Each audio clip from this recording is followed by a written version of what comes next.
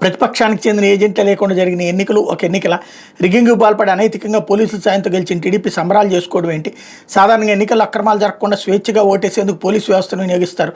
తొలిసారిగా ప్రజలు ఓట్లు వేయకుండా ఉండేందుకు పోలీసులను వాడిన దుర్మార్గమైన చరిత్ర బాబుదే. అధికార టీడీపీ అరాచకాలను ఎండగడుతున్న ప్రజాస్వామికవాదులు, రాజకీయ విశ్లేషకులు పులివెందుల, ఒంటిమిట్ట జడ్పీటీసీ ఉప ఎన్నికల అడ్డదారిలో టీడీపీ విజయం కళ్ళు మూసుకుని కూర్చున్న ఎన్నికల కమిషన్ అన్నట్టు వార్తను హైలైట్ చేశారు. ఇంకో పక్కన వైఎస్ఆర్సీపీకి 623 ఓట్లు వచ్చాయంటే టీడీపీ వాళ్ళే నమ్మడం లేదంటే ప్రముఖ రాజకీయ విశ్లేషకులు మాజీ ఎమ్మెల్సీ నాగేశ్వర్ స్టేట్మెంట్ని ఇక్కడ హైలైట్ చేశారు.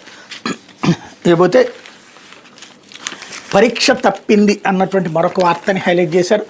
ఎస్సీఈఆర్టీ చర్యలతో గాడి తప్పిన పరీక్షా విధానం, ఏ మేధావులు తయారు చేశారు ఈ 1వ తరగతి పరీక్ష పేపర్లు? పారాగ్రాఫ్ విని ఇంగ్లీష్లో ఆన్సర్ చేయాలంట, వర్డ్స్ రాయాలంట, పదాలు తయారు చేయాలంట. ఉపాధ్యాయులు విద్యార్థులు ఇబ్బంది పెట్టడానికి తప్ప ఈ పరీక్షతో ఏం ఉపయోగం?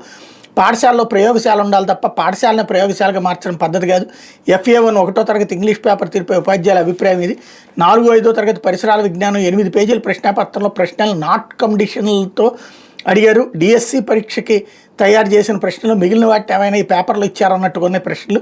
విద్యార్థి సామర్థ్యాన్ని ఎట్టి పరిస్థితుల్లోనూ సరిగ్గా అంచనా వేయలేవు. మంగళవారం జరిగిన ఈ పరీక్షపై కొందరు సీనియర్ ఉపాధ్యాయుల అభిప్రాయం ఇది అన్నటువంటి వార్తని హైలైట్ చేశారు. లేకపోతే